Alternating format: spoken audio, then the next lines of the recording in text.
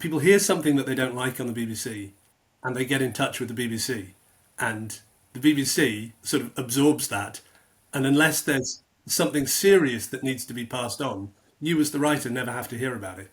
I definitely had the experience when I was on Twitter, and thank God Twitter basically has died a death. I think we're much better off without it. But, people would occasionally tweet you to say, I just heard your sitcom on Radio 4. Rubbish. And you think, What? all right, I can't, I'm really sorry that you didn't like it, but I don't know what you want me to do about it. And, but it is hard sometimes not to take that personally, because, you've put something out into the world that you believed in, and the world has come back and said, hate this, don't like it, not funny.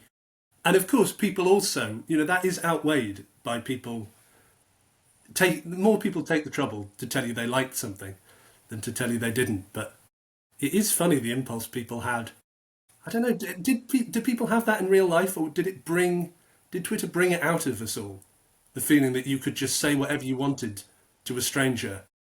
I think Twitter did it to us. It made people get in fights. You'd see people having fights with strangers, and you think, you wouldn't do this in real life. You would just... Yes. You'd leave it. I think it's almost impossible to understate the damage or do I mean understate or overstate? Either way, the damage that Twitter has sort of done to the world and to public discourse and to all of our psyches. And hopefully the fact that it's dying a slow death will undo that. But I worry that it might be irreversible damage. Maybe. People can say what they want behind the laptop and they don't get punched for it. Some of the things they say, I've heard people say to others, like to performers, saying, oh, you should die or this and that. You wouldn't really generally, some people would, they're that crazy, but most people wouldn't say those sort of things to people's face. So they feel brave and safe to say those things. Yeah. Yeah. Well, as I say, I'm glad that...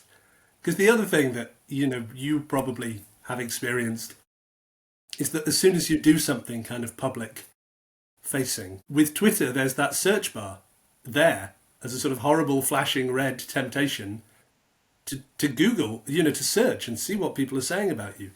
And that way madness lies. But, I've fallen into that trap more times than I would care to admit. And when you search, the title of your sitcom or your name, you are going to see what people are saying about you. And sometimes it's nice stuff and sometimes it's nasty stuff, but it's a horrible temptation, and I speak as someone who wrote a Radio 4 sitcom. I wouldn't want you to get the impression that hundreds upon thousands of people were tweeting about it. They weren't, but there were enough that I could get a sample of what the world was saying. And I really had to work with myself not to do that, because that's death to creativity. If you're writing with it in your head of how are people going to respond to this, that will stifle you. That's a way to kind of block yourself and start thinking of, as I said, you can't please everyone all the time. But as soon as you're sort of thinking of, so-and-so who sent you a tweet saying, I hate your sitcom,